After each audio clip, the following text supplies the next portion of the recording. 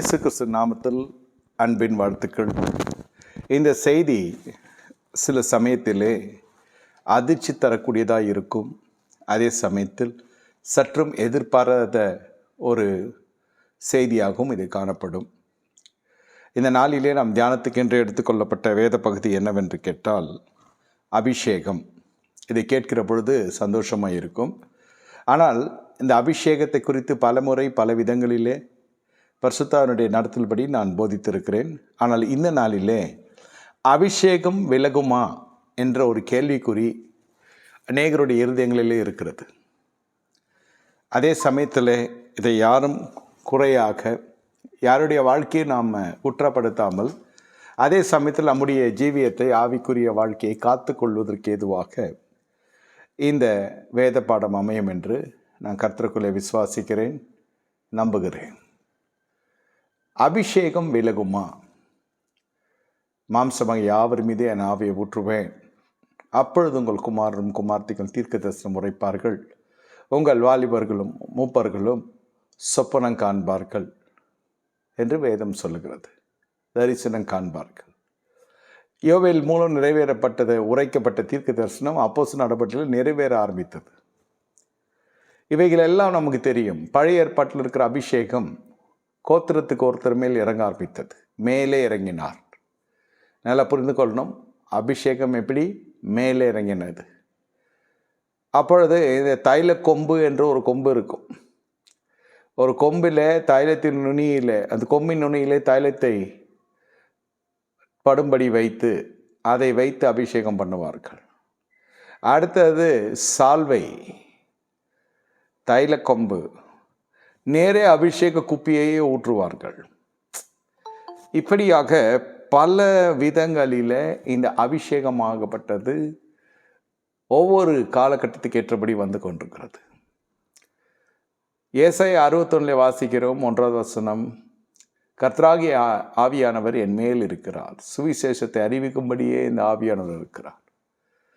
பிரியமான தேவனுடைய ஜனமே, மேல் இருக்கிற ஆவியானவர் சிலுவையில் கர்த்தருடைய உயிர்த்தெழுதலுக்கு பிறகு நீங்கள் பார்ப்பீங்கன்னு சொன்னால், பாவிகள் அல்லது துரோகிகளாகிய நமக்காக வரங்களை பெற்றுக்கொள்ளும்படியாகவே, நமக்கு வரங்களை அருளும்படியாகவே அவர் பரத்துக்கு ஏறினார் என்று வேதத்தில் வாசிக்கிறோம்.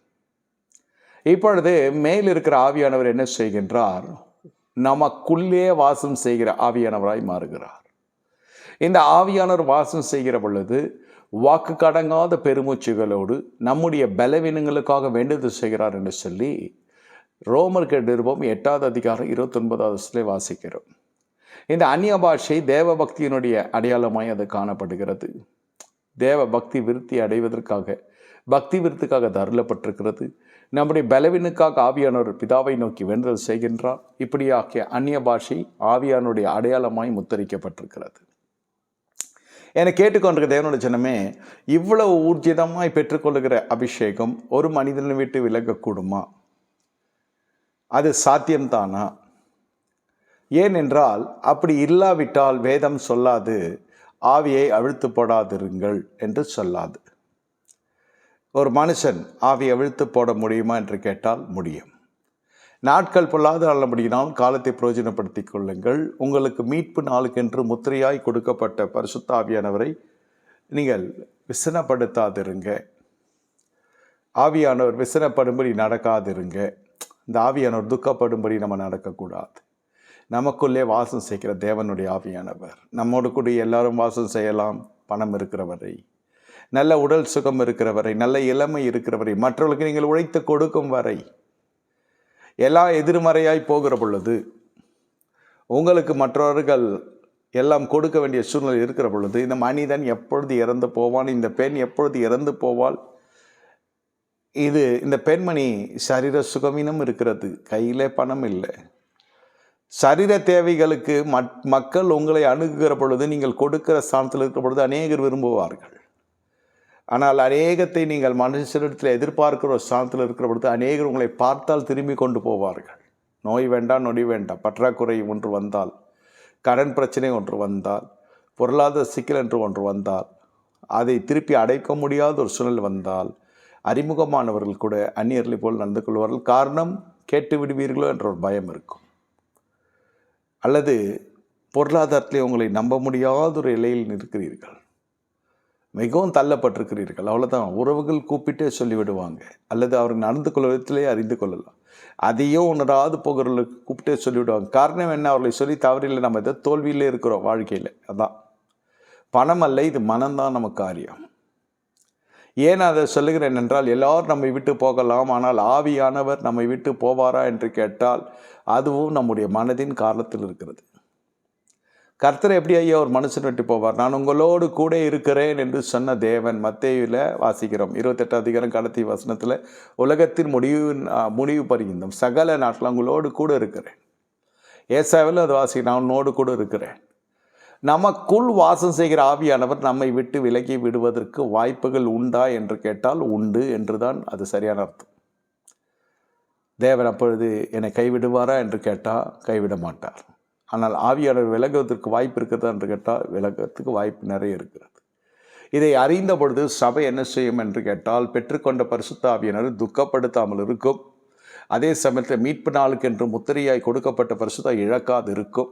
அடுத்தது, இந்த பரிசுத்தாவி எதனாலே நம்ம விட்டு விலகுகிறார் என்று சொல்லி நம்ம அறிந்தே ஆக வேண்டிய ஒரு காலகட்டத்திலே நாம் வாழ்ந்து கொண்டிருக்கிறோம்.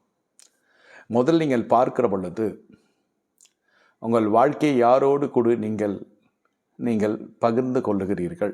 நான் சொல்லுகிறது ஒரு சர்வசாதாரணமான உலக பிரகார நட்பு என்று எடுத்துக்கொள்ள வேண்டாம்.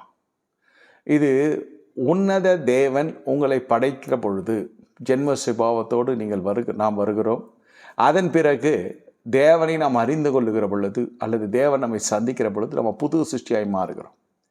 அதன் பிறகு இந்த மண்ணான சரீரம் உளையான சேற்றுக்குள் போகாமல் ஆவியின் அக்கினியை பெறுகிற பொழுது இந்த களிமண் அப்படியே பாத்திரமாய் மாறுகிறது, கனமுள்ளதாய் மாறுகிறது, கனவீனமாகவும் மாறுகிறது. அது அந்த அழைப்புக்கேற்றபடி மாறுகிறது. இப்பொழுது முழுவதும் நீங்கள் யாருக்கு சொந்தம் என்று கேட்டால் கர்த்தருக்கு சொந்தமான ஜனங்க. இப்போ இந்த நேரத்தில் நம்ம இஷ்டப்படி போய் ஜனங்களை நம்முடைய வாழ்க்கையிலே சேர்த்துக்கொள்ளுகிற பொழுது நிச்சயமாகவே ஆவியானவர் விலகி விடுவார். இது என்னையா இப்படி இருக்கிறது? என்னோட திருப்பிக் கொள்ளுங்க. நியாயாதிபதிகள் புஸ்தகம் 14வது அதிகாரம் 20வது வசனம். அந்த வசனம் என்ன சொல்லுகிறது? நியாயாதிபதிகளில் என்னத்தை நம்ம வாசிக்கிறோம்? என்ன சொல்ல வருகிறது இந்த வசனம்? என்னை கேட்டுக்கொண்டிருக்க தேவனோட ஜனமே, நீங்கள் கூர்ந்து கவனிக்க வேண்டும். என்ன சொல்ல வருகிறது அந்த வசனம் என்று கேட்டால், வேதம் சொல்லுகிறது, அப்பொழுது அவள், சிம்சோனே, பெலிஸ்தரின் மேல் வந்து விட்டார்கள் என்றாள். அவன் நித்திரை விட்டு விழித்து கர்த்தர் தன்னை விட்டு விலகினதை அறியாமல் எப்போதும் போல் உதறி போட்டு வெளியே போவேன் என்றான். நியாயாதிபதிகள் 16:20 வாழ்க்கையில் மறக்கக்கூடாத வசனமாக இருக்க வேண்டும். பாருங்கள், இந்த அவள் என்று முத்தரிக்கப்பட்டிருக்கிறது யார்? தெலீலாள் என்ற ஒரு பெலிஸ்த வேசி. முதல்ல பெலிஸ்த பெண்ணை திருமணம் செய்தான் என்று தான் நமக்கு வேதத்தில் வாசிக்கிறோம். பெலிஸ்த பெண் பெயர் கூட எழுதப்படவில்லை. அது அவ்வளோ முக்கியமான ஒரு நபர் அல்ல. நல்லா புரிந்து கொள்ளுங்கள். பெயரை சொல்லி அழைக்கிற தேவன் பெயரே இங்கே குறிப்பிடவில்லை. ஒரு பெண்ணுடைய காரியத்தில் அது பெண்ணாய் இருக்கிறபடினால இல்லை, இந்த தெலீலாள் என்ற பெயர் இருக்கிறது. ஆனால் மனைவியின் ஸ்தானத்தில் வந்த அவள் காணோம். இது பாருங்கள், மனைவியை காட்டிலும் மனைவியை கொடுக்குற அதே அந்தஸ்தை, அதே உரிமையை ஒரு பெண்ணுக்கு கொடுக்கிறது. கணவனுக்கு கொடுக்குற அதே அந்தஸ்தை, அதே உரிமையை இன்னொரு மனுஷனுக்கு கொடுக்கிறது. எங்களுக்குள்ள உடல் உறவு இல்லை, ஆனால் உள்ள உறவு இருக்கிறது. உடலுறவு கொண்டாதானே பாவம். நான் சொல்லுகிறேன், ஒரு ஸ்திரீயை இச்சையாக பார்த்தவளோடு விபச்சாரம் செய்தாயிற்று என்று வேதம் சொல்லுகிறது. வேதம் சொல்லுகிறது, நான் சொல்லுகிறேன். நீங்கள் அபிஷேகத்தை இருக்கிற வாஞ்சை அதை தக்க வைத்து கொள்ளுகிறதுல இருக்க வேண்டும். செல்வமாக இருக்கட்டும், உறவுகளாக இருக்கட்டும், உங்கள் சரீர சுகமாக இருக்கட்டும், தேவ கிருபையாக இருக்கட்டும், எல்லாமே நீங்கள் கையாளுகிறதை பொறுத்து இருக்கிறது. எல்லாம் நீங்கள் நடந்து கொள்ளுகிறதை பொறுத்தும் இருக்கிறது. அப்பொழுது கர்த்தர் என்று சொல்லுகிற பொழுது எப்பொழுதும் விலகாது இருக்கிறேன் என்று சொன்னாரே. ஆமாம், விலகாது இருப்பார். ஆனால் விலகுவதற்கு நம் வாழ்க்கையை இஷ்டப்படி வாழக்கூடாது. ஒரு புறம் நீங்கள் கர்த்தரை ஏற்றுக்கொண்ட பொழுது உங்கள் வாழ்க்கை உங்கள் கரத்தில் இல்லை, கர்த்தருடைய கரத்தில் போய்விடுகிறது. இது நோய் நொடி பேய் பிசாசுகள் வருவதற்கு அசௌகரியமான சூழ்நிலை, பணப்பற்றாக்குறை இதெல்லாம் வருதுகிறபடினால் நான் சொல்ல. கஷ்ட காலத்தில் பட்டு கர்த்தர் நமக்கு தேவை என்பதல்ல. எல்லா சூழ்நிலையிலும் நமக்கு கர்த்தர் அவருடைய வழியில் நம்ம இருக்கிறவர்களாக காணப்பட வேண்டும். ராஜ்யத்தின் புத்திரர்கள், இந்த இடத்துல நல்லா யோசித்து பாருங்கள். ஆலயவாசிகள் அல்ல, ராஜ்யத்தின் புத்திரர்கள். ஆலயவாசிகளுக்கும் ராஜ்யத்தின் புத்திரர்களுக்கு இருக்கிற வித்தியாசம் என்னவென்று கேட்டால், இது ராஜ்ய சிந்தையோடு இருப்பார்கள். தேவராஜ்யம் தேவராஜ்யம் தேவராஜ்யம், ராஜ்யம் வருவதாக என்று ஆண்டவர் சொன்னதை போல் இவருடைய வாழ்க்கையில் அந்த ராஜ்யத்தை குறித்ததான அக்கறை காணப்பட்டு கொண்டிருக்கும். என கேட்டுக்கொண்டிருக்க தேவனுடைய சின்னமை இந்த இடத்துல பார்ப்பீர்கள் சொன்னால், இது சற்றும் யோசிக்காம வேசியனுடைய வீட்டில் வந்து அவளோடு கூட படுத்து கொள்கிறான். யாரோடு உங்கள் படுக்க இருக்க வேண்டும் என்று கர்த்தர் தீர்மானித்திருக்கிறார். யாரோடு உங்கள் வாழ்க்கை இருக்க வேண்டும் என்று கர்த்தர் தீர்மானித்திருக்கிறார். நீங்களாக ஒரு தனி நபரை நீங்கள் தேர்ந்தெடுப்பீர்கள் என்றால், கன்னிகை ஆனாலும் சரி, வாலிபர்கள் ஆனாலும் சரி, வயோதிகர்களானாலும் சரி. வயோதிகர்கள் எப்படி உறவை தேர்ந்தெடுப்பாங்கன்னா, மகனுக்கு மருமகள் ஆக்கி கொள்ளுகிறது. தன் மகளுக்கு ஒரு மருமகனை உண்டாக்குவதில்லை. நமக்கு பார்வைக்கு ஒரு எளிமையாக இருப்பாங்க சில பேர். அதனால் எளிமையான ஜனங்கள் இருந்தால் பின்னாடி பிரச்சனை வராது. பொருளாதாரம் நம்முடைய கரத்தில் இருக்கிறது, நம்ம பார்த்து கொள்ளலாம், இப்படியெல்லாம் மனம் போகும். ஆகையால் ஒரு உறவை ஏற்றுக்கொண்டு அதன் பிறகு கர்த்தர் பார்த்து கொள்வார், கர்த்தர் ரட்சிப்பார், கர்த்தர் எது செய்வார் அது செய்வார், இப்படி போய் கொண்டிருக்கும். ஆனால் இந்த தெலீலாளுடைய மடியில் போய் படுப்பதற்கான காரணம் என்னவென்று கேட்டால், பழி வாங்குகிற எண்ணம். உறவுகள் தெரியாது, கண்முன் தெரியாது, எதுவும் தெரியாது, மனதிற்குள்ளே வரக்கூடாத காரியம் பழி வாங்குதல். பழி வாங்குகிற எண்ணம் இருக்கிற பொழுது உங்கள் வாழ்க்கையில் அபிஷேகத்தினுடைய மங்கி எரிகிற தீபமாய் மாறுகிறது. சுடரொலியாய் இருக்கிற அபிஷேகம் அப்படி மங்க ஆரம்பிக்கும். அந்த பழி வாங்குதல் என்னவென்று கேட்டால், சகிப்புத்தன்மையினுடைய மறைவு தான் பழி வாங்குதல் உள்ளே வருகிறது. என்னால் சகித்து கொள்ள முடியலை, அந்த மனுஷன் பேசினது, அந்த மனுஷன் நடந்தது, அந்த மனுஷன் நடத்தினது, அந்த மனுஷன் எனக்கு நஷ்டத்தை உண்டு பண்ணி இதனால் சகித்து கொள்ள முடியும், அவனை நான் ஏதாவது செய்ய வேண்டும். அபிஷேகத்தை கொஞ்சம் கொஞ்சமாக நீங்கள் இழக்கிற தருணத்தில் இருக்கிறீர்கள். தெரியாது, வெளியில் தெரியாது. இந்த கண்மூடித்தனம் என்ன செய்யும் என்று கேட்டால், வேசி தெரியாது, அவளிடத்தில் என்ன இருக்க தெரியாது. மறுபடியும் பெலிஸ்த இனத்தினிடத்தில் போய் இவன் நியாய்ந்து இருக்க வேண்டியவன் மறுபடியும் அவளுக்கு தாலி கட்டி குடும்பம் நடத்தினான். இங்கே தாலி கட்டாமலே அவளோடு படுத்து கொண்டிருக்கிறான். யார்? வேசியின் இடத்துல. ஏன்? நீங்கள் ஜெபிக்கிறதுக்கு வருகிறீங்க, ஆலயத்துக்கு வருகிறீங்க, போகிறீங்க, தசமாக கொடுக்குறீங்க, காணிகை கொடுக்குறீங்க, வீட்டுக்கு வந்தால் விருந்தோம்பல் செய்கிறீங்க. இதோடு சபை குளிர்ந்து விடும், போதகனுடைய மனசு குளிர்ந்து விடும். நான் இல்லைன்னு சொல்லலை, அதெல்லாம் வரவேற்கத்தக்கது. ஆனால் அதற்கு மட்டுமல்ல, நீங்கள் ராஜ்யத்தின் புத்திரர்கள் ஆலயமாய் வாழ வேண்டும். உறவுகளை உங்கள் இஷ்டப்படி ஏற்றுக்கொள்ளுகிற பொழுது உங்கள் வாழ்க்கையில் பலதரப்பட்ட சஞ்சலங்கள் வருவதற்கு முன்பாக முதலில் ஆவியானவர் விலகி விடுவார் என்பது வருத்தத்தோடு நான் தெரிவித்துக் கொள்கிறேன். ஆவியானவர் விலகி விடுவார். ஆமாம், விலகி விடுவார். வேசித்தனம் செய்கிறபடியினால் என்பது மட்டுமல்ல, பழி வாங்குகிற சுபாவம் இருக்கிற பொழுதே ஆவியானவர் மங்க ஆரம்பித்து விடுவார். ஒன்று, கொலைவெறி பிடித்தனம் மாறுவீங்க. இரண்டாவது, மாம்சம் உங்கள் கட்டுப்பாட்டுக்குள் இருக்காது. சரீரம் தானாய் கால் நடை போடும். சாராய் கடை நோக்கி கால் போகுது சொல்லுகிறாங்க. அந்த பெண்மணியை பார்க்காமல் என் கணவனால் இருக்க முடியாது. அந்த பெண் அந்த மனிதன் இல்லாமல் இருக்க முடியாது. ஒரு குடியை கெடுக்கிறவள் என்ற எண்ணம் இருக்காது.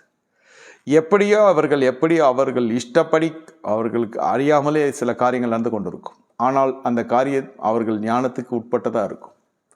அவர்களுக்கு தெரியும் அதை செய்யக்கூடாது என்று, ஆனால் செய்வாங்க.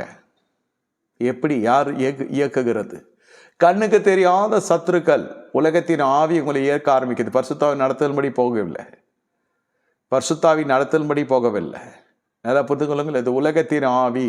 2 கொரிந்தியர் 2வது அதிகாரம் 2வது வசனம் வாசிக்கிறோம். உலகத்தின் ஆவி, பிரபஞ்சத்தின் தேவன், பிரபஞ்சத்தின் ஆவி. நல்லா புரிந்து கொள்ளுங்க. இது யாரால் இயக்கப்படுகிறீர்கள் என்றால், நீங்கள் கர்த்தரால் இயக்கப்படவில்லை, கர்த்தருடைய ஆவியானவரால் இயக்கப்படவில்லை.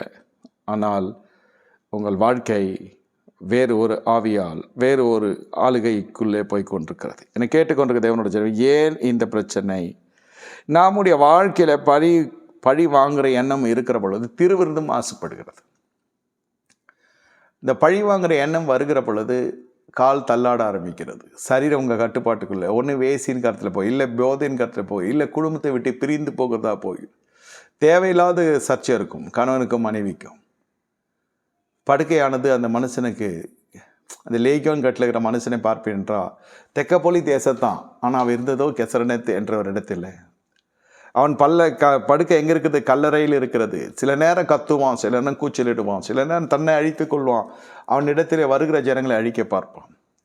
ஒருவனையும் அவனை அடக்கக்கூடாமல் இருந்தது. என்னை கேட்டுக்கொண்டிருக்கிற தேவனோட ஜனமே, இது பிசாசினால் பீடிக்கப்பட்ட மனுஷன் இப்படி இருக்கிறான். நல்ல ஆவி பொருந்தினவன், பரிசுத்த ஆவி பொருந்தினவன் இப்படி இருக்க முடியாது. தன் குடும்பத்தோடு கூட இருக்க விரும்புவான், தன் மனைவி மக்களோடு கூட இருக்க விரும்புவான். ஒருவனை தாக்க நினைக்க மாட்டான், வேறு ஒருவன் நம்மை தாக்கவும் விட மாட்டான். வாய் கூக்குரலிடாது, கத்தாது, யாரும் என்னை கட்டுப்படுத்த முடியாது என்றெல்லாம் சொல்லக்கூடாத ஒரு நிலையில் ஒரு நல்ல ஆவி படைத்த மனுஷன், தேவ ஆவி பெற்ற மனுஷன் அப்படி இருப்பான்.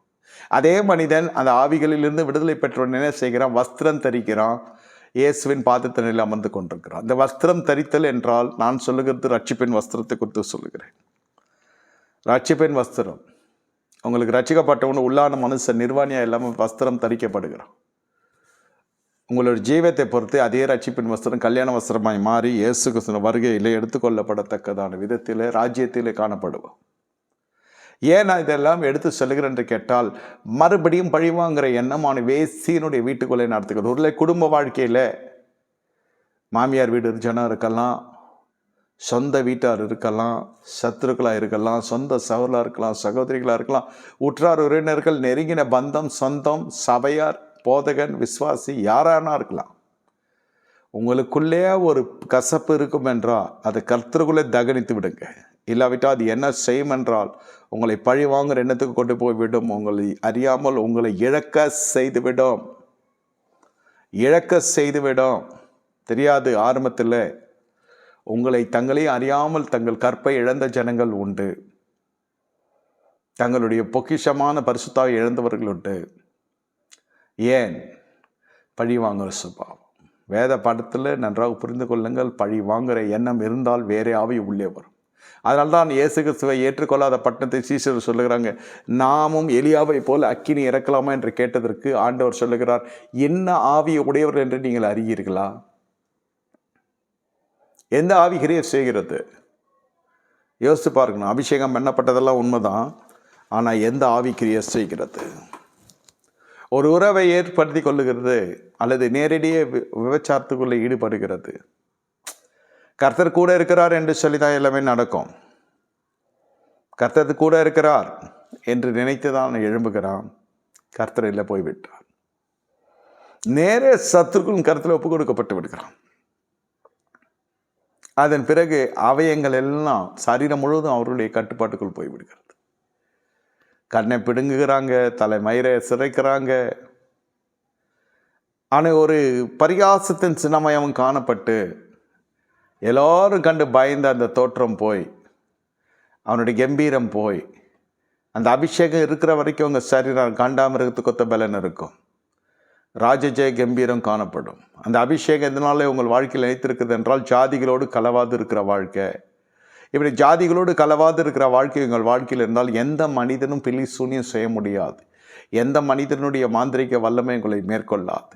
எந்த கூட்டம், எந்த குடும்பம், எந்த ஜனம், எந்த மார்க்கம், யார் என்ன செய்தாலும் அது வாய்க்காதே போகும். உனக்கு விரோதமாய் உருவாக்கப்படும் எந்த ஆயுதம் வாய்க்காதே போகும். உனக்கு விரோதமாய் எந்த எழும்பும், எந்த நாவை நீ குற்றப்படுத்துவாய், எதுவுமே வாய்க்காது.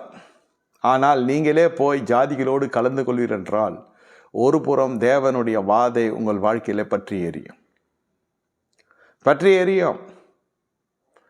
அந்நிய தேவதைகளுடைய ஸ்திரீகளை கொண்டு வந்து வாழ்க்கையில் வைக்கிற பொழுது, யாக்கோபின் கூடாரங்கள் இராதபடிக்கு நான் சிதறடிப்பேன் என்று மல்கியா 2:11 வாசிக்கிறோம். யூதா ஜனங்கள் துரோகம் பண்ணுகிறார்கள், அந்நிய தேவதையின் குமார்த்திகளை மணக்கிறார்கள் தங்கள் பிள்ளைகளுக்கு.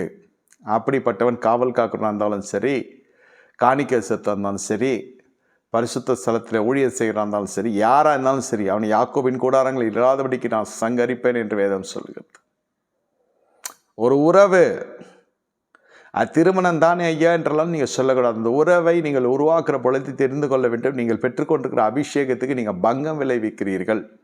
யாரோடு நீங்கள் வாழ வேண்டும் என்று கர்த்தர் தீர்மானித்திருக்கிறார். எந்த பகுதியில் வாழ வேண்டும் கர்த்தர் தீர்மானித்திருக்கிறார். எந்த ஜனங்களோடு உறவாட வேண்டும் என்று கர்த்தர் வைத்திருக்கிறார்.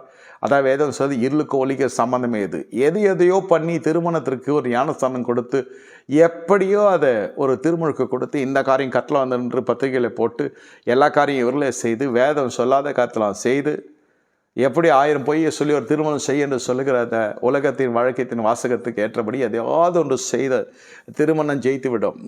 அதாவது திருமணம் ஜெயித்து விடும், வாழ்க்கை தோத்து விடும். திருமணம் பண்ணாதிருந்தாலே நலமாக இருந்திருக்குமே. ஒரு சிலர் இந்த மாதிரி இருந்தால் தான் திருமணம் பண்ணேன்னு சொல்லுவோம். ஒரு சிலர் எனக்கு இந்த மாதிரி தான் வேணும்னு கேட்பாங்க. ஒரு சிலர் அந்த இடத்துல ஆவிக்கெல்லாம் முக்கியத்துவம் இருக்காது.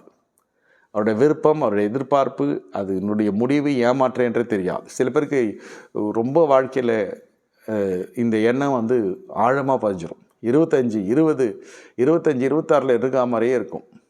எதிர்பார்ப்பெல்லாம் மாறவே மாறாது. சரி, உங்கள் எதிர்பார்ப்பு தான் உங்களை வந்து நஷ்டத்தை உண்டு பண்ணிடுச்சே, ஏமாற்றத்தை உண்டு பண்ணிடுச்சே. எதிர்பார்ப்பினுடைய எண்ணங்களை மாற்றிக்கொண்டு நான் விரும்புகிற காரியத்தை தாண்டி என்னை விரும்புகிற ஏதாவது இருக்குதா என்று பார்க்கணும். சொல்கிறேன், இந்த மனநிலையிலே பெரிய தடுமாற்றம் வந்துவிடும். அவன் அந்த வாழ்க்கையில் சண்டைக்கென்றே நிற்கிறான். ஏன்? அந்த மனசாரில் அந்த பெலிஸ்த ஜனங்களை பார்க்குற பொழுதெல்லாம் மனசாரில் அதே நஸ்ரேய விருதத்தை கரைபடியாமல் நீ போய் யுத்தம் செஞ்சிருந்தா, நியாயம் விசாரிச்சிருந்தா, கர்த்தர் உன்னோடு இருந்திருப்பார், நீ ஜெயம் எடுத்திருப்பாய், ஊழியத்துக்கு அடி கொடுத்துருக்கோம், நீ ஊழியம் செஞ்சதை போல் இருக்கும். இது அப்படி இல்லை. இது அப்படி அல்லவே அல்ல. தன் சுய வெறுப்பையும் விருப்பத்தையும் தெரிவிக்கிறார். விருப்பம், பெலிஸ்த பெண் பார்வைக்கு அழகாக இருக்கிறாள். அதன் பிறகு அந்த இடத்துல அந்த திருமணம் 7 நாட்கள் நீடிக்கிறது. அதன் பிறகு உடைந்து விடுகிறது. அதன் பிறகு விருப்பமானது இப்பொழுது அந்த இனத்தின் மீது வெறுப்பாய் மாறுகிறது. இந்த மனிதனே விரும்புகிறான், இந்த மனிதனே வெறுக்கிறான், இந்த மனிதனே ஓடுகிறான், இந்த மனிதனே திரும்பி வருகிறான், இந்த மனிதனே கோபித்துக் கொள்ளுகிறான், இந்த மனிதனே சாந்தமடைகிறான். இந்த மனிதனுடைய கட்டுப்பாட்டுக்குள்ளே தனது ஜீவியம் தனது கட்டுப்பாட்டுக்குள் இருக்கும் வரைதான் உங்களுக்கு மேன்மை மகிமை எல்லாம் கூட இருக்கும். அது எப்பொழுது உங்கள் கட்டுப்பாட்டை விட்டு உங்கள் மனதின் கட்டுப்பாட்டுக்கு சரீரம் போகிறதோ அதோடு அவ்வளோதான். உங்கள் வாழ்க்கை உங்கள் கரத்தில் அல்ல, அந்நியர் கரத்திலே போய்விடும். அந்நியர் உங்களுக்காக எல்லா தீர்மானத்தையும் எடுக்க வேண்டிய சூழ்நிலை. நல்ல காரியத்துக்கு நல்ல எண்ணத்தில் இது நடக்கும் என்று நினைக்காதீங்க. எல்லாம் அவர்கள் வசப்படும்படி செய்வார்கள். சிம்சோனே உண்மையில் வந்து பெலிஸ்தர் வந்து விட்டார்கள். ஏன்? வெள்ளிக்காசு பேச வைக்கிறது அந்த பெண்மணியை. எல்லாத்துலேயும் ஒரு வணிகமயம், எல்லாத்துலேயும் ஒரு காரியம். பெலிஸ்தனுடைய ஆவி சொல்லுகிறேன். பெலிஸ்த இனத்தினுடைய ஆவி எல்லாவற்றின் மீதும் ஒரு வணிகமயம். யார் அந்த சரீரத்தையும் வியாபாரமாக்குகிறார். சரீரத்தை மூலதனமாக வைத்து வசதியான ஒரு வாழ்க்கையை வாழ வேசித்தனத்தை தொழிலாக்கி கொள்கிறார். அந்த வேசி இப்போ தெரியலால் பெலிஸ்த வேசியினிடத்தில் ஊழியக்காரன் போய் உறவு கொள்ளுகிற அளவுக்கு அவனுடைய மனம் கிரியை செய்கிறது. இதில் ஊழியக்காரன் அட்டூழியக்காரன் இவர்களை வஸ்திரம் இவர்களை வித்தியாசப்படுத்தும் என்று அநேகர் சொல்லுவார்கள். நான் என்ன சொல்லுகிறேன்?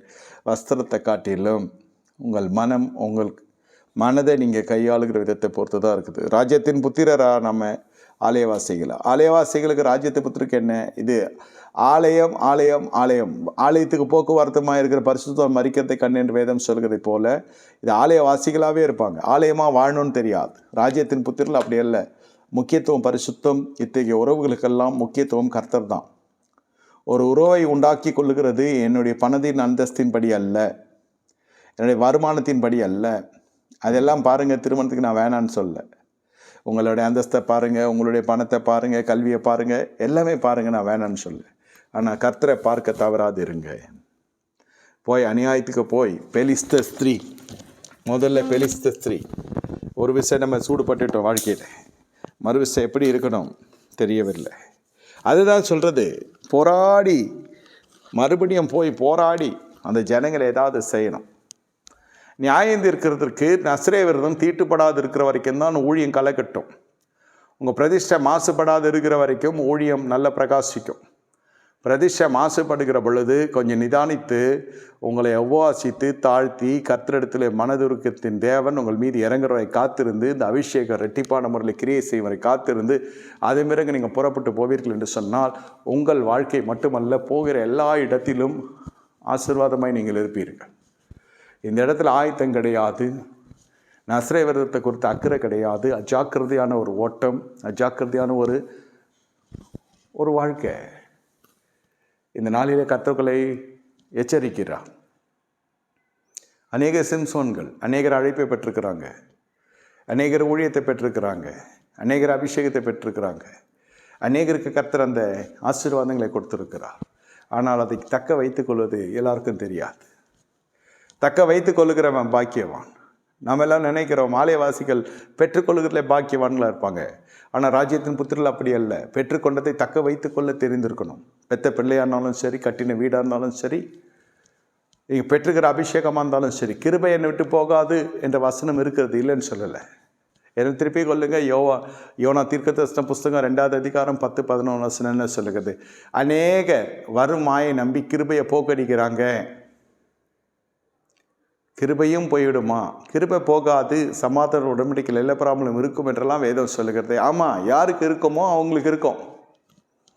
வாழ்க்கையை காத்து கொள்ளுகிறவன், மனதை காத்து கொள்ளுகிறவன், தன் மனதை கட்டுப்பாட்டுக்குள் வைக்காதவன் மதில் இடிந்த பட்டணங்களுக்கு சமமானவன் என்று நீதிமொழிகளை வாசிக்கிறான். அவன் கட்டுப்பாடு கிடையாது, கட்டுப்பாடு என்பது கிடையாது. எதை சாப்பிட வேண்டும், எதை சாப்பிடக்கூடாது, எந்த ஜனத்தில் பழக வேண்டும், எந்த ஜனத்தில் பழகக்கூடாது தெரியாது. ஐயா, தெரியாது என்பதை காட்டிலும் அது அவர்களுக்கு புரியாது, அது அவர்கள் பெருசாக எடுத்துக்கொள்ளுகிறதில்ல. எல்லாரையும் கர்த்தர் நேசிக்கிறார், எல்லாரையும் ஆசீர்வதிக்கிறார். ஒரு பெரிய பரந்த மனப்பான்மை இருக்கதாங்க நினைப்பாங்க. நீங்கள் பரலோகத்தில் பார்ப்பீர்கள் சொன்னால் தேவன் அப்படியே எல்லாம் ஜனங்களே வா வா என்று வரவழைக்கிறல. பூமியில் தான் கர்த்தர் சொல்ல, வருத்தப்பட்டு பாரம் சுமங்கள் எல்லாரும் எடுத்து வாருங்க, நான் உங்களுக்கு இளைப்பாறுதல் தருவேன். இது ஆண்டவர் சொன்ன காரியத்தை சொல்கிறேன். ஆனால் பரலோகம் அப்படி இல்லை. உன் கிரியைகளுக்கு ஏற்ற பலன் உண்டு. உன் கிரியைகளை நான் அறிந்திருக்கிறேன். உங்கள் ஜபங்க, உங்கள் தான தர்மங்க, தசம் வாங்க, காணிக்கைகள், இதற்குரிய பலனெல்லாம் பூமியிலே கொடுக்கப்பட்டு விடுகிறது. பூமியிலே நீதிமானுக்கு சரி கட்டப்படும். ஆனால் அங்கே உன் கிரியைகள் நிதானிக்கப்படும், நியாயம் தீர்க்கப்படும். எப்படி? இந்த மனுஷன் கடைசியில் அபிஷேகத்தை உடையவனாய் மறிக்கவில்லை, அபிஷேகத்தை இழந்தவனாய் மறித்து விட்டான். பிறப்பதற்கு முன்பு பிரதிஷ்டையிலே கொல்லப்பட்ட பிள்ளை. இது வாழ்க்கை அவ்வளோதான், வாழ்க்கை அவ்வளோதான். உறவுகள் வேசித்தனம் பண்ணலையா, நேர கல்யாணம் பண்ணுறேன், அது புறஜாதி பெண்ணு, கர்த்தருக்குள்ள அதை ஞானஸ்தானம் கொடுத்து சரீரத்துக்கு கொடுக்கறது ஞானஸ்தானமாக இருக்கும். அந்த பெண் மனம் திரும்பி இருக்காது. அந்த பெண்ணுக்கு தெரிஞ்சதெல்லாம் அல்லது அந்த மனுஷனுக்கு தெரிஞ்சதெல்லாம் அந்த திருமணம் பண்ணணும், அதுக்கு சடங்காச்சாரம் இது, அவ்வளோதான். மற்றபடி நினைக்கிறதை போலெல்லாம் அவங்க ரட்சிக்கப்பட்ட ஜனமும் இல்லை. அதனால் திருமணங்கள் பட்சிக்கப்பட்டு போய் கொண்டிருக்கிறது. திருமணமாகி அந்த ஆசீர்வாதம் இல்லை, திருமணமாகி அந்த திருமணம் நிலைத்திருக்கிறது இல்லை. காரணம் அதெல்லாம் சண்டையில் தெரிஞ்சிடும். என்னதான் நீங்கள் வெண் வஸ்திரம் தரித்து வேஷங்க போட்டு கிறிஸ்துவ பேர்லாம் வச்சு பெண்ணையோ மகனையோ மணமகனையோ மணமகளையோ உருவாக்கலாம், சபை இதுக்கு ஒத்து போகலாம். ஆமாம், இந்த சபையில் இல்லைன்னா வேறு சபையில் பண்ணிட்டு போயிட்டே போகிறாங்க. அதனால் அது ஒரு பெரிய விஷயம் கிடையாது. இருக்கிறத விட்டால் இருக்கிறவனையும் ஜனங்களையும் சேர்ந்து இழக்கணும், இப்படியெல்லாம் போய் கொண்டிருக்கும். இந்த மேய்ப்பனுடைய கோலில் இந்த வேத பாடத்தில் கற்றுக்கொள்ளுங்க. நீங்கள் செய்கிற ஒவ்வொரு காரியங்களிலும் அபிஷேகத்தோடு நீ பயணப்படுகிறாயா, அபிஷேகத்தை எழுந்து போய் நீ பயணப்படுகிறாய். தெரியாமலே சில பேர் செய்து கொண்டிருப்பாங்க. அந்த அபிஷேகம் ஆராதிக்கிற பொழுது அவளுக்கு அந்நிய பாஷை வரும். அதோடு அந்த அபிஷேகம் அவர்களை நடத்தாது. அந்த அபிஷேகம் சகல சத்தியத்துக்களை நடத்தாது. அந்த அபிஷேகத்தை இவங்க எந்த விதமான கனத்தையும் செலுத்துகிறது இல்லை. நீங்கள் அபிஷேகம் பண்ணப்பட்டோன்னே பாருங்கள், ஜனங்களால் பிரித்தெடுக்கப்பட மாட்டீங்க, ஒதுக்கப்படுவீங்க, பகைக்கப்படுவீங்க, தூஷிக்கப்படுவீங்க.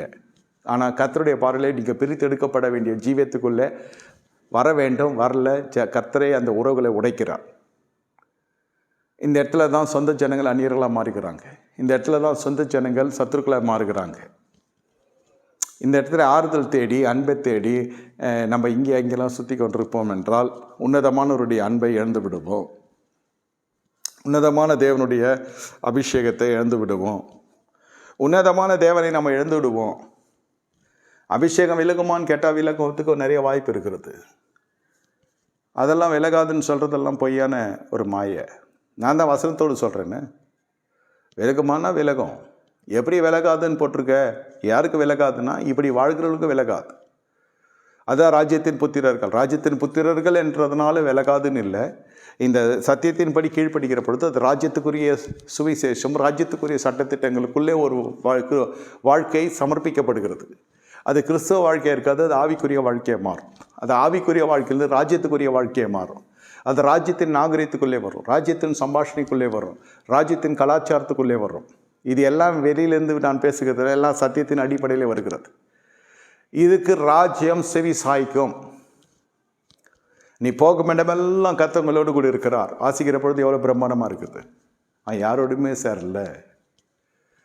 நீ மோசே நீ தனித்து வந்து இரு என் சமூகத்தில்.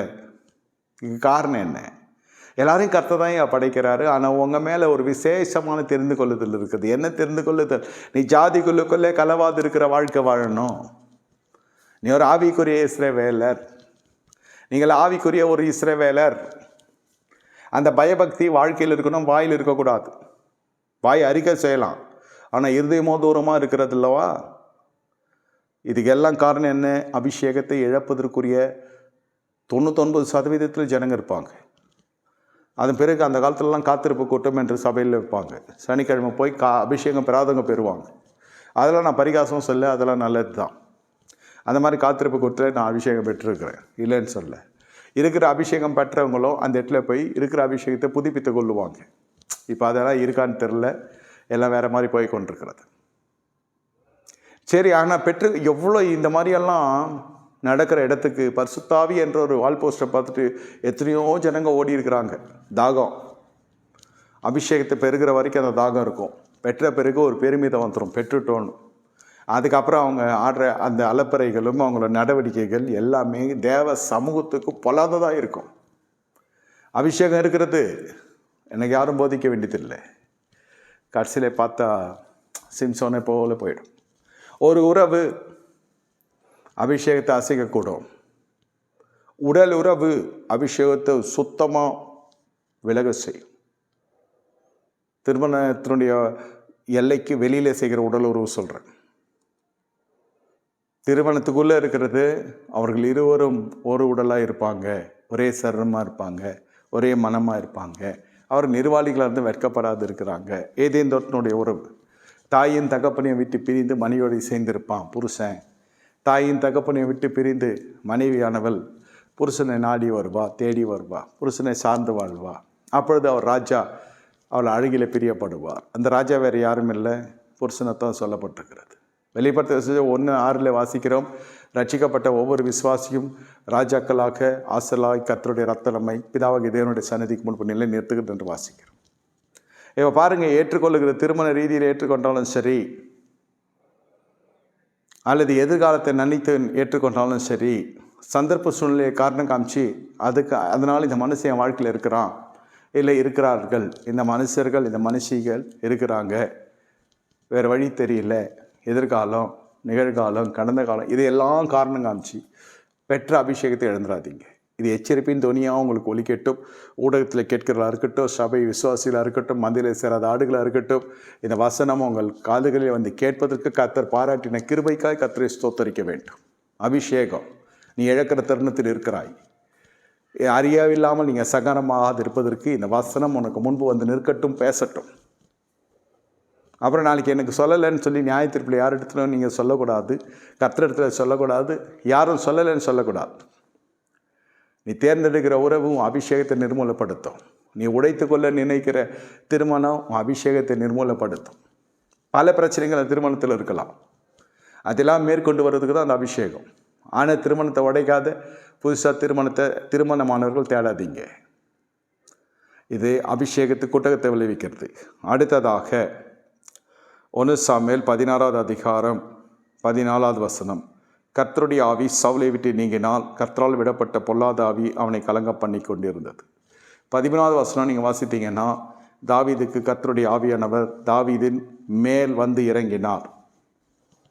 நல்லா புரிந்து கொள்ளுங்க. தேவவீதியின் மேல் வந்து இறங்கினார்.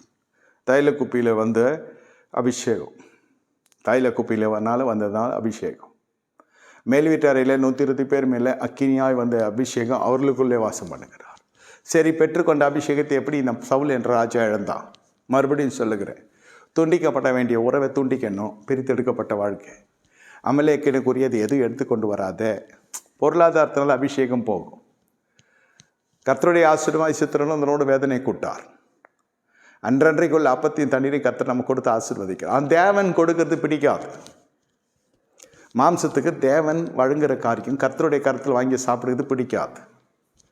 இது உண்மைக்கே சொல்லுகிறேன், ருசியை எதிர்பார்க்கிறது. தேவன் அருளுகிற அப்பம் வேண்டுமா? உங்களுக்கு இடுக்கத்தின் அப்பம் வேண்டுமா? தேவன் அருளுகிற அப்பம் நம் எதிர்காலத்துக்கு சேர்த்து கர்த்தர் தருகிறார். போஷாக்கு, பலவீனமற்ற ஒரு வாழ்க்கை, ஜெயகம்பீரமான ஒரு தோற்றம், அதெல்லாம் அபிஷேகத்துக்கு கர்த்தர் கொடுக்கிற ஒரு சத்துவம். தேவன் சொல்லுகிறார், என்னோட ஆசீர்வாதமே உனக்கு ஐஸ்வர்யத்தை அதனோட வேதனை கூட்டார்.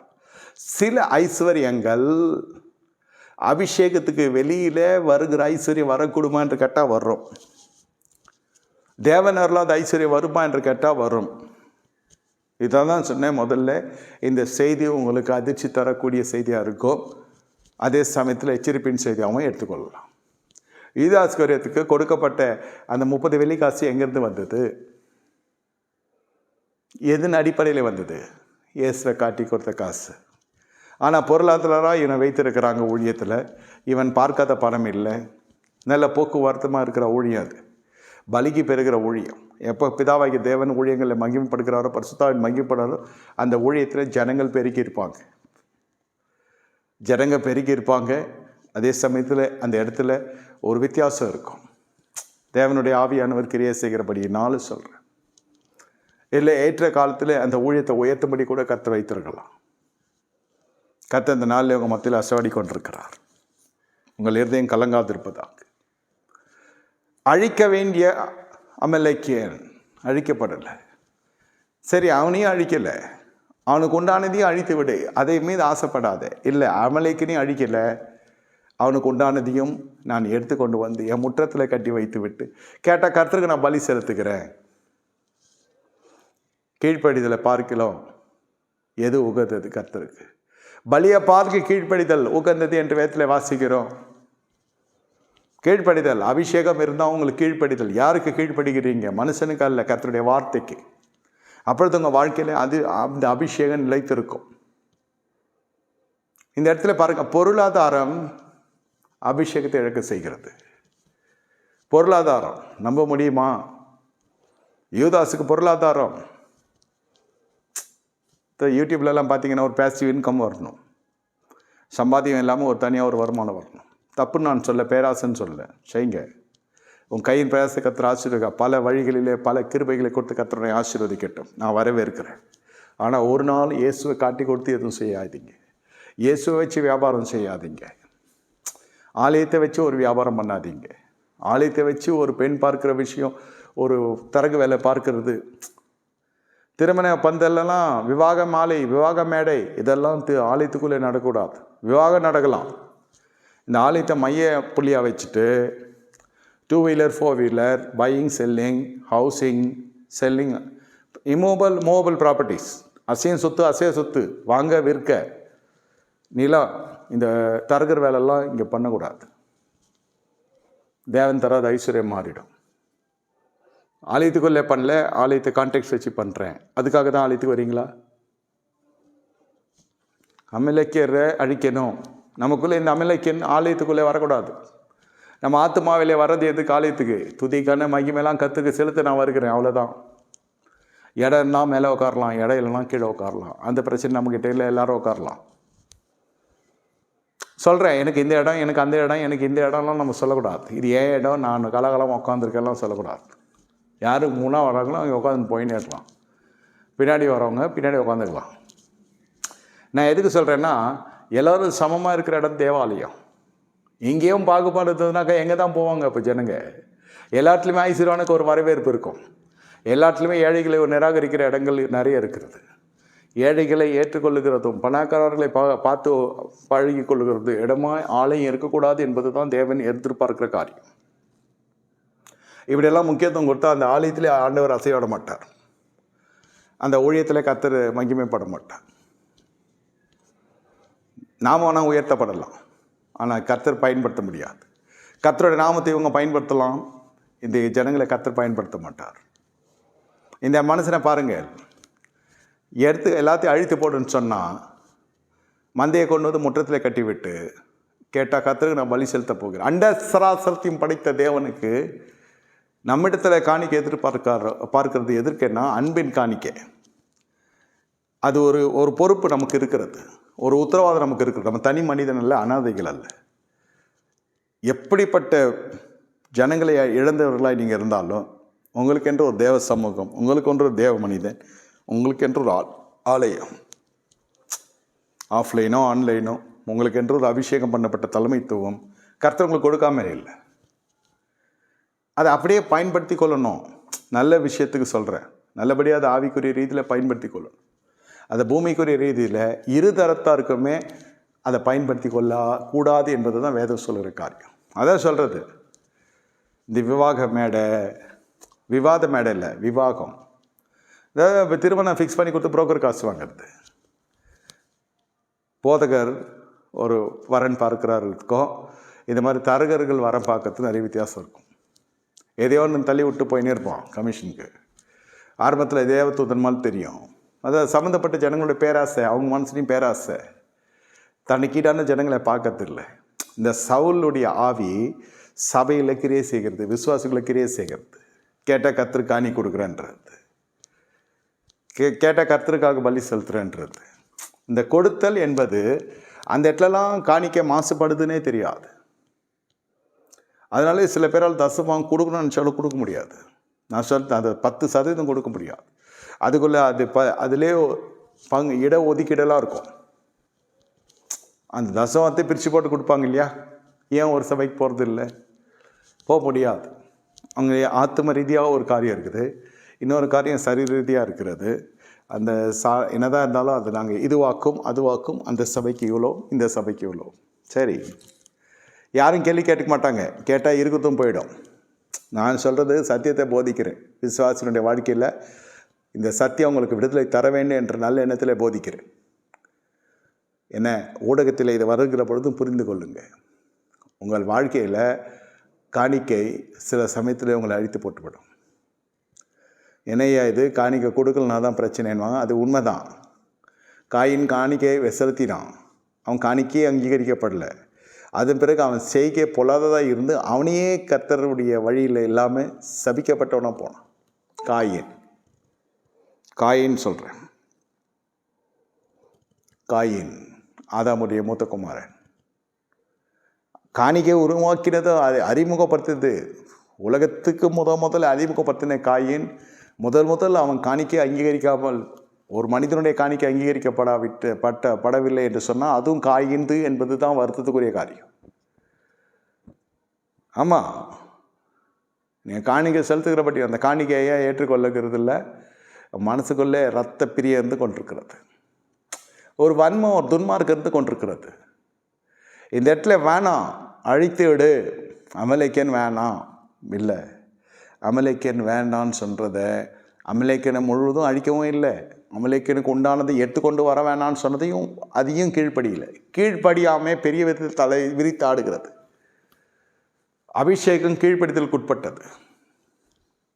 தேவன் சொல்கிறார், எருசலேமிலே இரு, அபிஷேகம் வரும். இருந்தவனுக்கு அபிஷேகம் வந்துச்சு, மற்றவனுக்கு அபிஷேகம் வரல. அதுக்கப்புறம் எருசலேம் தான் எல்லாரும் போய் அபிஷேகம் பெறணும்னு இல்லை. ஒவ்வொருவருடைய வாழ்க்கையில் எருசலேம் என்பது என்ன? விலக்கப்பட்ட ஒரு இடம், ரோமபுரி அரசாங்களால் கடும் சட்டம் வகிக்கப்பட்ட ஒரு இடம். இயேசு கிறிஸ்து அது பரிசுத்த நகரமாய் வைத்தார். அந்த இடத்துல இயேசுவின் நாமம் உச்சரிக்கப்படக்கூடாது என்பது தான் ரோமாபுரியினுடைய அரசினுடைய கடும் சட்டமாக இருக்கிறது. ஏன்னா அந்த மாதிரி இடத்துல இயேசு குறித்து பேசக்கூடாது, இயேசு என்ற எதுவுமே அங்கே காணப்படக்கூடாது. அந்த இடத்துல தான் போய் இந்த எருசலேமில் போய் மேல்வீட்டாரில் அமர்கிறாங்க. அவருடைய வாழ்க்கையில் எதிர்பாராத நன்மைகள் வருகிறது. எங்கே எதிர்ப்பு நிறைகிறதோ அந்த இடத்த விட்டு வந்துடாதீங்க. எங்கே தாழ்த்தப்பட்டீங்களோ அந்த இடத்த விட்டு வந்துடாதீங்க. அந்த இடத்துல தான் உங்களுடைய வாழ்க்கையில் ஆசீர்வாதத்தின் மீது ஆசீர்வாதம் காத்து கொண்டிருக்கிறது. அந்த இடத்துல தான் ஆசீர்வாதம் காத்துக்கொண்டு, அந்த இடத்துல தான் வாக்குத்தத்தம் நிறைவேறும், அந்த இடத்துல தான் தீர்க்கதரிசனம் நிறைவேறும். வாழ்க்கையின் பகுதியை சொல்கிறேன். வானத்துக்கும் பூமிக்கு நடுவில் அவர் தொங்கினார். இந்த அபிஷேகம் இங்கு அருளப்பட்டது. வானத்துக்கும் பூமிக்கு நடுவில் மேல் வீட்டாரையில் அருளப்பட்டது. மேல் வீட்டாரை உங்கள் வாழ்க்கையில் தடை செய்யப்பட்ட இடமா இருக்கும். ஏன் இந்த ஆராதனைக்கு போகிறீர்கள்? ஏன் இந்த ஒழியினை தொடர்பு கொள்கிறீர்கள்? ஏன் பரிசுத்தாய் விசுவாசிக்கிறீர்கள்? இதே பரிசுத்தாய் பெற்றவர்களே இதை சொல்லலாம். அவன் என்றைக்கோ ஒரு நாள் பெற்றிருப்பான், ஆனால் தினம் பெற்றிருக்க முடியாது. நல்லா புரிந்து கொள்ளுங்க. உங்கள் வாழ்க்கையில் ஒரு எருசலேம் இருக்கிறது, ஒரு நெருக்கமான பகுதி இருக்கிறது. என் அபிஷேகம் அங்கே தான் எனக்கு வரப்போகிறது. எல்லாம் முடிந்தது, இனி 80 வயதில் ஒன்றும் இல்லை நினைத்த பொழுது தான் மோசேவுக்கு அபிஷேகம் வருகிறது. யாரோடு இணைக்கப்பட என்று கர்த்தர் முன்கூட்டி தெரிந்தார். செப்பிராளோடு. ரத்த சம்பந்தமான புருஷன் என்று சொல்லி நுனித்தோலை வெட்டி போடுகிற அளவுக்கு அந்த உத்தமி காணப்பட்டாள். அவள் எப்பொழுது அதை செய்தாள்? ஆனால் அவள் எப்பொழுது நியமிக்கப்பட்டாள் மோசேக்கு? புரிந்து கொள்ளுங்க. மரியாளோடு யோசேப்பு வாழ வேண்டும், யோசேப்போடு மரியாள் இணைக்கப்பட வேண்டும். இது தேவ திட்டம். யோசேப்பும் விலகக்கூடாது, மரியாளும் வெறுக்கக்கூடாது. இந்த தம்பதிகளுக்குள்ளே வெறுப்பு இருக்கும் என்று சொன்னால் உங்கள் வாழ்க்கையில் அபிஷேகம் அசைக்கப்படுகிறது. கணவன் மனைவிக்குள்ளே வெறுப்பு இருக்கிறது, வெறுப்பு இருக்கிறது. அவர்களுக்குள்ளே பேச்சுவார்த்தை இல்லை, அவர்களுக்குள்ளே பல சர்ச்சைகள் இருக்கிறது. உங்களிடத்தில் அபிஷேகம் விலகப் போகிறது என்பதை புரிந்து கொள்ளுங்க. பொருளாதாரத்தில் பிரச்சனை, மாமியார் ஜனங்களால் பிரச்சனை, இருதரத்தாருக்கும் சொல்கிறேன். கணவனுடைய சகோதரர்களால் பிரச்சனை, ஆனால் கணவனுக்கு எனக்கும் பிரச்சனை இல்லை, கணவனுக்கு உங்களுக்கு பிரச்சனை இல்லை, உங்களுக்கும் பரிசுத்தாவியானவருக்கும் தேவ சமூகத்துவனுக்கும் ஒரு பெரிய பிரச்சனை வர காத்திருக்கிறது. நீங்கள் கலங்கம் பண்ணுகிறலாம் மாறுவீங்க. அப்புறம் கடைசியில் என்ன நடக்கும்? கர்த்தருக்கு சத்ருவாய் காணப்படுவார். ஏசாயா 63:10 இது எழுதப்பட்டிருக்கிறது. அவர்களோ கலகம் பண்ணினார்கள், கர்த்தர் அவருக்கு விரோதமாக எழும்பி யுத்தம் பண்ணினார். யாருக்காக கர்த்தர் யுத்தம் பண்ணணும்? எனக்காக கர்த்தர் யுத்தம் பண்ணணும், இஸ்ரவேலுக்காக கர்த்தர் யுத்தம் பண்ணினார். ஆனால் இங்கே என்ன சொல்லப்படுது? கலகம் பண்ணினார்கள், அவர்களுக்கு விரோதமாக கர்த்தர் யுத்தம் பண்ணினார். யாரிடத்தில் யாருக்காக யுத்தம் பண்ண வேண்டும்? அவரிடத்துல பிரச்சனை வச்சுக்கொள்வது. அதனால தான் யோபு சொல்லுகிறார் 23 சர்வர்களோடு பேசி சமாதானமாக இரு, அப்பொழுது நீ மறுபடியும் கட்டி எழுப்பப்படுவாய். இந்த இணைப்பில் வந்திருக்கிற ஊடகத்தில் வந்திருக்கிற ஒவ்வொருவருடைய வாழ்க்கையிலும் இழந்த ஆசீர்வாதத்தை கர்த்தர் திரும்ப தரப்போக்கிறார். ஆனால் நீ இழக்க இருக்கிற அபிஷேகத்தையும் வார்த்தையின் மூலம் கர்த்தர் காத்துக்கொள்ள கர்த்தர் கிருபை பாராட்டியிருக்கிறார். நாளை அல்ல, இன்று இரவே படுப்பதற்கு முன்பே சொல்லுகிறேன், கர்த்தரிடத்தில் ஒப்புரவாக்கி படுங்க. தேவையற்ற உறவுகளை துண்டித்து கொள்ளுங்க, தேவையற்ற நட்புகளை துண்டித்து கொள்ளுங்க, தேவையற்ற பொருட்களை உற்சாகப்படுத்தாதீங்க. ஆமாம், உங்களுக்கு போய்விடும் அபிஷேகம். பிரதான ஆசாரியனுடைய தொடர்பு யூதாசுக்கு இயேசுவின் ஐக்கியத்தை அழித்தது. அவங்ககிட்ட வாங்கின 30 வெள்ளிக்காசு நிலத்தை கொள்ளும்படி செய்தது. எல்லாம் நல்லா தான் இருக்கும், பணம் வருகிறது, நிலம் வாங்குகிறோம். கடைசியில் பார்த்தா ஆள் வாழ்கிறதுக்கு அந்த பூமியில் அந்த மனுஷன் இல்லை. காசு 30 வெள்ளிக்காசுக்கு வாங்கினான்னு தெரில, மொத்த காசு வாங்கினானா இல்லை கொஞ்சம் காசு இருந்தான்னு தெரில. அந்த காசை தேவாலயத்தில் விட்டு அவன் போய் நான்று கொண்டு செத்தான் என்று வேதம் சொல்லு. கொடல் சரிந்து செத்தான் என்று வேதம் சொல்லுகிறது. இயேசு அருளாத பொருளாதாரம் உங்களை உண்டியில்லை என்று செய்துவிடும். பொருளாதாரம் தான் வாழ்க்கைக்கு முக்கியம் என்பதல்ல. பொருளாதாரம் இல்லாமலே பல காரியங்கள் வாழ்க்கைக்கு தேவைப்படுதா இருக்கிறது. பணம் சாதிக்காத பல காரியங்கள் இருக்கிறது. பணம் உங்களை என்னாலும் அது உனக்கு வேலைக்காரனை தவிர அது எஜமான் இல்லை. ஐஸ்வர்யத்தின் மீது இருக்கிற மயக்கம், உலகத்தின் மீது இருக்கிற கவலை, சிற்றின்மைகள் மீது இருக்கிற மயக்கம் வசனத்தை அழித்து போட்டுவிடும். உங்கள் ஐக்கியம் அது உடலுறவு மட்டுமில்லை, ஆவிக்குரிய ஐக்கியமும் சொல்கிறேன். எப்பொழுது பரிசேயரோடு பாரம்பரியத்தோடு ஒரு தொடர்பு கொடுத்து மறுபடியும் பிறந்த வாழ்க்கையில் நீங்களால் செழிக்க முடியாது, வளர முடியாது, அல்லது விருத்தியை காண முடியாது. பாரம்பரியத்தினுடைய பிடி உங்களை அழுத்தம் கொடுத்து கொண்டிருக்கிறது. பாரம்பரியம் மறுரூபம் வந்து பாரம்பரியத்தில் வராது, வருவதுக்கு வாய்ப்பு குறைவு. இப்பொழுது மனம் திரும்புதலின் பேரில் புதிய சிருஷ்டியின் ஆசீர்வாதத்தை பெற்றுக்கிறது சபை. அப்படியே பயணப்படும். பழையவனை ஒழிந்து பயணம் எல்லாம் புதிதாயின. இல்லை ஆற்றுல ஒரு கால் சேத்துல ஒரு கால் இருந்தால் யாரும் எதுவும் கேட்க முடியாது. வந்த வரைக்கும் லாபம்னு சொல்லிட்டு போயிட்டு இருப்பாங்க. ஆனால் அபிஷேக நிலை விலகுமான்னு கேட்டால் சொல்ல முடியாது. நித்தியகண்டம் பூர்ண ஆயுசு தான் அபிஷேகத்துக்கு. அப்படி இல்லைன்னா அபிஷேகம் விலகிறனா அபிஷேகத்தில் வளர்ச்சி இருக்காது. அபிஷேகம் அப்படியே இருக்கும். அந்நிய இருக்கா? இருக்குது. அபிஷேகம் பெற்றா பெற்றேன். ஆனால் அந்த அபிஷேகம் உன்னை என்ன செய்ய வேண்டும்? உயர்த்த வேண்டும். அந்த அபிஷேகம் உன்னிலிருந்து கிரியை செய்ய வேண்டும். அந்த அபிஷேகம் உன்னை விட்டு விலகாதிருப்பதுக்கு சொல்லுகிறேன். கடைசியில் சங்கீத புஸ்தகத்தில் வாசிக்கிறோம். 51 சங்கீதம் 11 வசனம் சொல்லப்படுகிறது. பத்சேபாலோடு உறவு கொண்ட பிறகு, நாத்தான் தீர்க்கதரிசியினால் கடிந்து கொள்ளப்பட்ட பிறகு, தாவீது எழுதப்பட்ட சங்கீதம். உங்கள் சமூகத்தை விட்டு என்னை தள்ளாமலும் உங்களுடைய பரிசுத்தாவி என்னை விட்டு எடுத்துக்கொள்ளாமலும் வரும். ஏன்? இத்தகைய அசுசியான உறவுகளிலே பரிசுத்தாவியினர் இருக்க மாட்டார், வாசம் செய்ய மாட்டார், போய்விடுவார். அதோடு தேவ சமூகத்தில் இருக்க முடியாது, ஆலயத்தில் இருக்கலாம். இது என்னையா? இது தேவ சமூகம் வேற, ஆலயம் வேறையா? கைகளால் கட்டப்பட்ட கோயிலில் மனுஷன் கைகளால் கட்டப்பட்ட கோயிலில் தேவன் வாசமாக இருப்பதில்லை. ஆனால் மனுஷன் வாசமாக இருக்கலாம். எப்படி தேவன் வாசமாக இருப்பார்? ஒரு மனப்படுகிற பொழுது தேவன் பிரசனை இறங்குறது. இங்கே வேசித்தனத்துக்கு முக்கியத்துவம், இங்கே மாம்ச பிரியத்துக்கு முக்கியத்துவம். அப்பொழுது தேவனுக்கு அங்கு நம்மையும் அறியாமலே தேவனுக்கு கதவை சாத்தி விடுகிறோம். இதை உணர்கிற பொழுது தான் அந்த தாவீதினுடைய மனம் அடித்து கொள்கிறது. ஆண்டவரே அவனுடைய சமூகத்திட்ட தள்ளாமல்லோ. ஏன்னா அவர் சமூகத்தில் மகிமை இருக்கிறது, அவர் சமூகத்தில் ஐஸ்வர்யம் இருக்குது, அவர் சமூகத்தில் கனம் இருக்குது, அவர் சமூகத்தில் இல்லாத ஒன்றுமே இல்லை. அந்த சமூகத்தை ருசித்த மனுஷன் அந்த சமூகத்தில் இருக்கணும்னா அடிப்படை தகுதி அந்த அபிஷேகம். அந்த அபிஷேகத்தை கர்த்தர் எடுக்கிற பொழுது சமூகத்தில் இருக்க முடியாது என்பது தான் காரியம். ஆலயத்தில் இருக்கலாம், மறுபடியும் சொல்கிறேன், அவர் சமூகத்தில் இருக்க முடியாது. ஏன்னா அவர் சமூகத்தில் இந்த கனம் ஒரு புறம் இருக்குது, ஐஸ்வர்யம் ஒரு புறம் இருக்குது, இன்னொரு புறம் ஞானம் இருக்குது, இன்னொரு புறம் பரிசுத்தம் இருக்குது, எல்லா சூழல் இருக்கிறது. அப்பொழுது சுகம் தானாக அலை போல் அது புரண்டு ஓடும், ஒரு நதி போல் பாயும். சுகத்துக்கு அங்கே ஜெபிக்க வேண்டிய அவசியமே இல்லை. நீங்கள் வந்து நிற்கிற பொழுதே ஆராதனையில் சுகம் பெறுவீங்க, ஒரு மன மகிழ்ச்சி உண்டாக்கும். இது எல்லாம் அடிவாங்க செய்கிறது தான் இந்த கள்ளத்தனமான உறவு, இந்த மாம்ச பிரியம். அது உணவாக இருக்கலாம், அது மனுஷியாக இருக்கலாம், மனுஷனாக இருக்கலாம். அது திருமணம் என்ற பெயரை கொடுத்து நீங்கள் எல்லாரையும் நம்ப வைக்கலாம். தேவன் விரும்பாத ஜனங்களிடத்தில் ஐக்கியம் கொள்ளக்கூடாது. தேவனுக்கு எதிர்த்து நிற்கிற ஜனங்களோடு நீங்கள் ஐக்கியம் கொள்ளக்கூடாது. யோசேப்பாத்து சொல்லுகிறார், யெகூ என்ற தீர்க்கதரிசி யோசேப்பாத்தை சொல்லுகிறார், தேவன் அறிவுறுக்கிற நபர்களோடு நீ கை கோர்க்கலாமா, நீ உறவாடலாமா, நீ நட்பு பாராட்டலாமா? யார் அந்த உறவு? ஆகாப் ராஜா எசபேல் தம்பதிகள். யோசேப்பாத்து ரட்சிக்கப்பட்ட யூத ராஜா, அவர்கள் இஸ்ரவேலின் ராஜா. நாமும் தரிக்கப்பட்டிருக்கிறது. இங்கே வார்த்தையை ஆவியும் சேர்ந்து தரிக்கப்பட்டிருக்கிறது. நாமும் மட்டும் இல்லை. எப்படியோ சம்மந்தியாக்கி விட்டான். கடைசியில் வாழ்க்கையில் நஷ்டத்து மீது நஷ்டம், தப்பித்தோம் பிழைத்தோம், தப்பி தம்புறான் புண்ணியன்னு சொல்லுவாங்க. அது போல் அவன் சேர்ந்ததே பெரிய விஷயம். யோசேப்பாத்து ஜீவனோடு வீடு திரும்பது பெரிய விஷயம். ஏன் இப்படி கொத்துயிரும் கோலையரமாய் வாழ வேண்டும்? ஏன் இப்படி நம்பிக்கையற்ற நிலையில் வாழணும்? ஆண்டவர் வார்த்தை சொல்லுகிறது, ஜீவன் அளிக்கும் அது பரிபூர்ணப்படம் வந்த தேவன் நம் தேவன். இவன் ஜீவன் இருந்தால் போதும்னு நினச்சா வாழ்க்கை அவ்வளோதான். அது பரிபூர்ணத்துக்குள்ளே போகணும்னு நினைக்கிறதான் ராஜ்யத்தினுடைய சுவிசேஷம். ராஜ்யத்தின் புத்திரர்கள் பரிபூர்ணத்தை நோக்கி போகணும். அற்ப காரியத்துக்காக யோசிக்கக்கூடாது. அதுதான் ஆண்டவர் சொல்ல, உடைக்காக, வஸ்திரத்துக்காக, உணவுக்காக நீங்கள் கேட்க வேண்டாம். நீங்கள் கேட்பதுக்கு முன்பே நான் அதை அறிவேன், நான் அதை தருவேன். அஞ்ஞானிகள் தான் இவங்களை தேடி திரிகிறாங்க. நான் என் வாழ்க்கையில் சோதித்து பார்த்து விட்டேன். இதெல்லாம் என்னை தேடி தான் வந்து கொண்டிருக்குது இன்று வரை. Not because I am serving the Lord. இது தேவன் வைத்த கிருபையினாலே அவர் உடன்படிக்கையின்படியே என்னை நடத்தி கொண்டு வருகிறார். அழைத்த ஒரு முடிவு நடத்துவார். ஆனால் காத்து கொள்ள வேண்டிய நிலையில் இருக்கிறீங்க. பெற்ற ஆவியை நீங்கள் அவிழ்த்து போடாதுருங்க.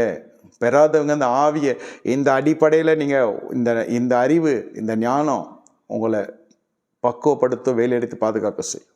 பரலோகத்தோட நம்பிக்கையை நீங்கள் சம்பாதிப்பீங்க. பரலோகம் உங்களை நம்பும். அப்போ பரிசுத்தாவின் பொழிந்தருளுவார். இல்லைன்னா வருஷக்கணக்கில் ஜெபித்து கொண்டே இருக்க வேண்டும்.